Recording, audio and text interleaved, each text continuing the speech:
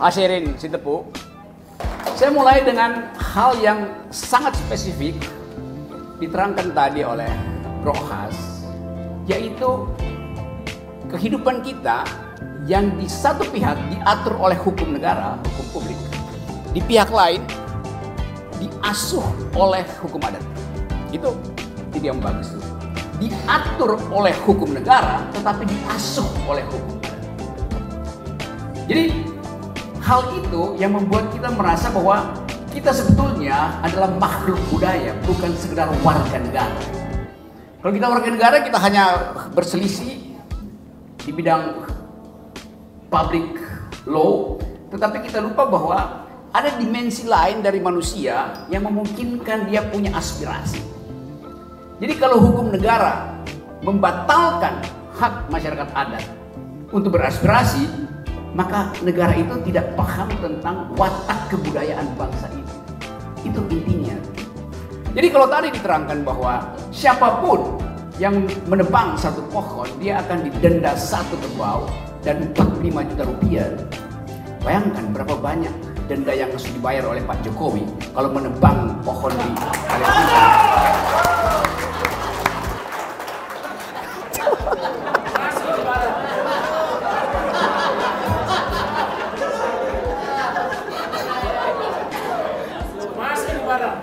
Ah, masuk ya? Itu poinnya. Ini cuma Kalimantan. Kalau saya pindah dari Kalimantan ke Papua, ini Sulawesi Selatan loh. Oke, nanti saya balik ke Sulawesi Selatan. Saya nggak ada keraguan dengan kecerdasan masyarakat Sulawesi Selatan. Sekali. Waktu universitas ini masih bernama IKIP, ibu saya belajar di sini. Wow. Dan Anda tahu, di dalam hukum hereditas, pewarisan, kecerdasan itu diwariskan oleh ibu kepada anaknya. Jadi ibu selalu mewariskan kecerdasan. Mengapa begitu? Hanya melalui rahim ibu, generasi diteruskan. Hanya melalui air susu ibu, kecerdasan diaktifkan. Jadi kita ditumbuhkan untuk menjadi manusia oleh seorang perempuan. Itu dasarnya kenapa kita menyebutkan ibu bumi, Mother Earth. Karena dari situ kita tumbuh itu. Laki-laki tentu punya sumbangan, yaitu menyemprotkan sperma. Tapi setelah itu selesai. Dia nggak mungkin memberi protein susu pada si bayi. Dia nggak mungkin mengetahui kecemasan si bayi. Ibu tahu kecemasan si bayi. Tanpa seorang psikolog, ibu tahu. Suhu bayi dan suhu ibu itu mirip. Kalau bayinya masih di dalam rahim, tidak perlu ada USG. Karena suhu bayi pasti sama dengan suhu ibu. Detak jantung bayi pasti sama dengan detak jantung ibu. Tapi teknologi kemudian mengintervensi rahim ibu. Sehingga seolah-olah kalau nggak ada ginekolog di situ, atau nggak ada ahli radiologi, nggak mampu untuk mendeteksi pergerakan bayi. Padahal dalam hukum adat kita tahu bahwa ibu melahirkan secara natural. Jadi saya cuma mau mengembalikan itu pada bagian yang diprovokasi dengan bagus oleh Hasirin Sitepu tadi. Itu tentang adab, tentang budaya. Saya balik tadi bahwa saya nggak ada keraguan dengan kecerdasan masyarakat Sulawesi Selatan. Karena itu, mari kita kampanyekan makan ikan. Bukan menghafal nama-nama ikan.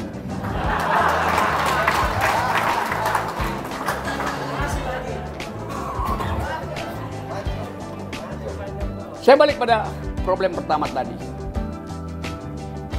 The next leader harus ngapain? Dengan Indonesia, dengan bumi. Pemimpin masa depan, apa kualifikasinya supaya dia bisa disebut sebagai leader? Bukan sekedar dealer.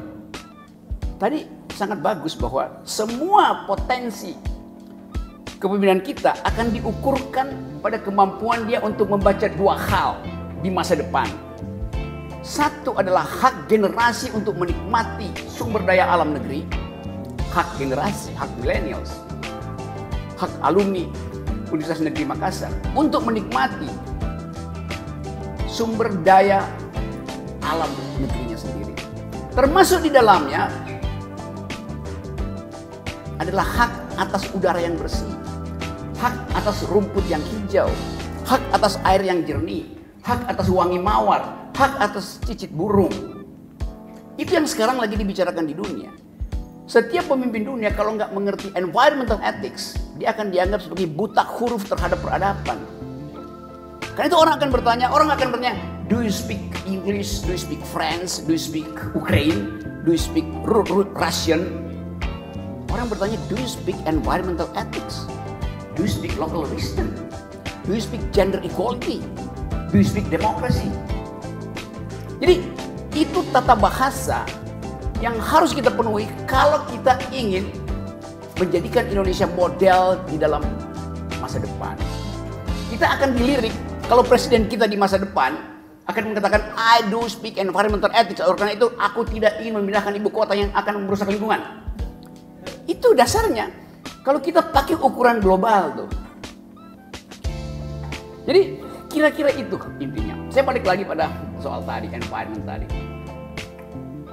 Papua tadi saya di Kalimantan. Melewati Sulawesi Selatan. Lalu melangkah ke Papua. Papua itu tutupan hutannya 30 juta hektar hutan. 80% adalah hutan tropis. Saya hafal karena saya orang hutan. Di 37 juta hektar hutan di Papua, 20 jenis pohon. Ada 160 ribuan jenis serangga. Ada 6.000 jenis mamalia. Dan ada 500 masyarakat adat. Sekarang Omnibus Law akan dipakai di situ demi yang disebut food estate. Berapa ratus jenis spesies yang akan hilang. Berapa ribu pohon yang akan ditebang. Berapa ribu ulat yang akan kehilangan tempat dia bermukim di kaki pohon. Berapa ribu cacing yang akan diangkat dari habitat aslinya. Berapa ribu burung yang tidak mampu lagi bersarang. Itu pertanyaan politis, bukan sekedar pertanyaan etis. Politik apa yang menyebabkan Omnibus Law itu memaksakan untuk merusak alam Papua? Namanya politik akumulasi. Padahal di dunia ini, seluruh pemenang Nobel dalam 20 tahun terakhir ini tidak lagi bicara tentang akumulasi, tapi tentang distribusi, tentang kesejahteraan, welfare. Dan itu yang kita baca di semua jurnal internasional. Tadi saya baru baca tulisan di Foreign Affairs. Saya beli di airport, selama penerbangan saya baca satu upaya untuk mengembalikan ingatan bahwa ilmu yang disebut public policy sebetulnya diawali dengan keinginan untuk menginjeksi anggaran agar supaya ada growth. Jadi pertumbuhan itu fungsi dari anggaran. Kalau kita nggak punya anggaran, kita nggak bisa bertumbuh secara ekonomi. Itu dalil kuno yang sebetulnya dipakai oleh para ekonom pada waktu itu untuk membackup kepentingan dari yang sekarang kita sebut sebagai oligarki, yang dulu di dalam pertarungan gagasan antara Cambridge School dan Chicago School menimbulkan diskusi yang dahsyat tentang fungsi pemerintah. Apakah fungsi pemerintah itu adalah injeksikan anggaran supaya terjadi distribusi, atau jangan lakukan sesuatu terhadap pasar supaya pasar itu tumbuh dengan sendirinya? Yang biasa kita kenal debat antara liberal dan libertarian, antara John Maynard Keynes, Keynesian Economics, dengan orang semacam Austrian School yang bermarkas di Chicago. Kita tahu itu dulu. Debat makroekonomi antara kutub Cambridge dan kutub Chicago. Sekarang dua-duanya lenyap. Karena tadi problem environment. Gak ada gunanya berdebat kalau setiap kali habis berdebat ada pohon yang dipangkas untuk kepentingan infrastruktur. Saya mau mengingatkan ini karena seluruh dunia sedang menyoroti soal ini, bahwa pemimpin ke depan kita minta supaya bisa melindungi warga negara dan warga hutan. Kita nggak bisa tunggu misalnya pemerintah keluarin statement bahwa oke, kita menunda carbon trading atau zero emission itu sampai 2060. Nggak bisa. Walaupun itu negosiasi politik. Dan sekarang negonya gagal karena ada perang di Ukraina. Maka semua negara menghentikan investasi di bidang green economy. Karena semuanya siap-siap untuk perang. Jadi bagian ini yang hendak kita soroti.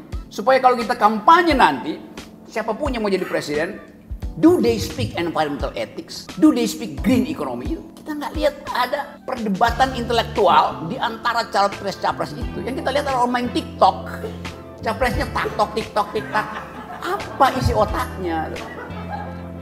Balihonya segede-gede tower Universitas Negeri Makassar. Segede itu balihonya, otaknya seupil. Karena nggak ada bunyi. Proposisi intelektual nggak ada dari situ. Coba sebut satu capres yang ngomong tentang hutan di Papua.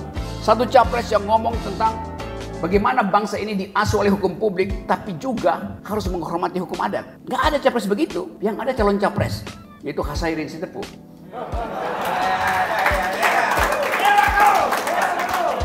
Jadi Anda bayangkan, seseorang yang uangnya banyak, datang ke Radar Bogor, diuji perspektifnya, buta huruf dia tentang apa yang disebut kebudayaan, apa yang disebut hukum adat. Bagaimana kita mau pilih orang yang nggak tahu hukum adat, padahal dia harus memimpin masyarakat adat di Indonesia yang ratusan ribu komunitasnya. Nah, saya mau ganggu teman-teman di sini sebagai the community of thought, komunitas yang berpikir, yang kelebihan protein karena makan ikan. Itu yang kita ingin bicarakan malam ini. Kita langsungkan pembicaraan hari ini supaya ada suara intelektual diucapkan di tengah gegap gempita, suara yang menginginkan koalisi ini, koalisi itu, yang nggak ada isinya itu. Karena dia transaksi demi apa? Mengapa terjadi koalisi, transaksi? Karena nggak ada kompetisi bebas untuk menghasilkan pemimpin. Dikunci dengan teori 20% itu. Karena itu kita ingin nolkan itu, bukan nolkan, nihilkan itu. Supaya ada kompetisi itu. Sekarang orang yang buta huruf terhadap environment bisa jadi presiden. Lalu milenials bilang, ngapain kita pilih seseorang yang gak ngerti masa depan kita? Masa depan milenials ada environment. Jadi saudara-saudara, bagian-bagian ini yang kita bayangkan ke depan akan diisi oleh pemikiran kritis dari kalangan alumni, mahasiswa, dosen, profesor. Supaya ada pembicaraan diucapkan dari kampus ini. Kalau saya bandingkan sekarang, apa riset yang sedang digandrungi oleh dunia hari ini? Satu, riset tentang human genome, tentang DNA manusia. Riset yang dibiayai oleh Bank Dunia dari awal tahun 2000 dan sudah selesai sebetulnya. Sehingga kita punya peta DNA manusia. Saya bisa tahu saya datang dari semak-semak di Bulukumba atau semak-semak di Afrika. Bisa tes DNA saya tuh. Nenek moyang saya dari mana asal-usulnya tuh. Cara berpikir saya disebabkan karena kebiasaan saya makan apa itu. Peta DNA udah selesai. Kita bisa tahu. Cari aja penyebab DNA-nya. Nggak usah menyebutkan kelompok tertentu. Kan ada ilmu pengetahuan untuk tahu. Kebiasaan orang berbohong, bukan orang. Kebiasaan seseorang berbohong dan bohongnya sampai ke Rusia.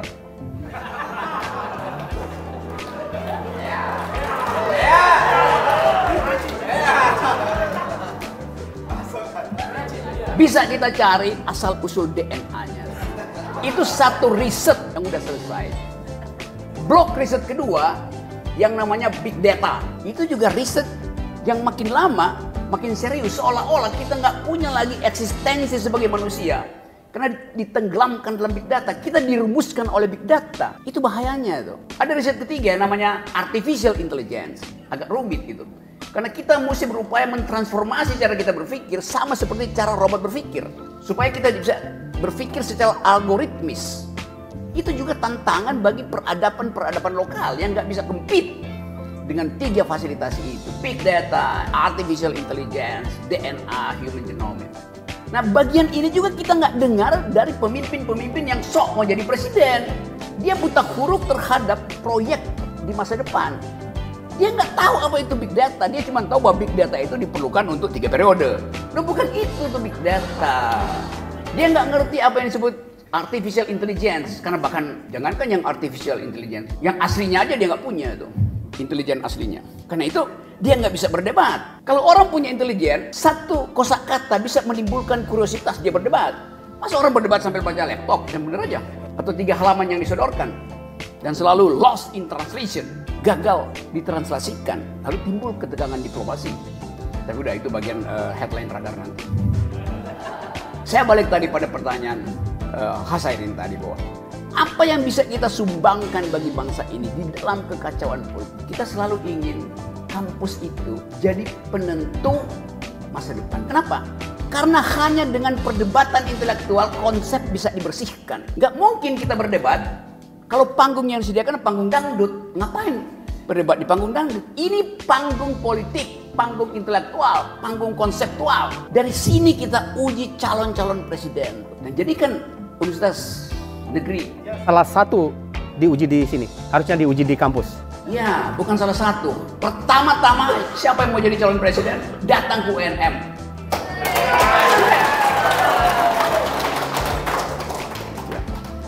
Dan debat bisa dimulai dari sekarang, gak usah tunggu jadwal KPU. Ngapain KPU ngurus-ngurus debat orang? KPU itu panitia teknis untuk siapkan kotak pemilu, bukan mengurusin debat.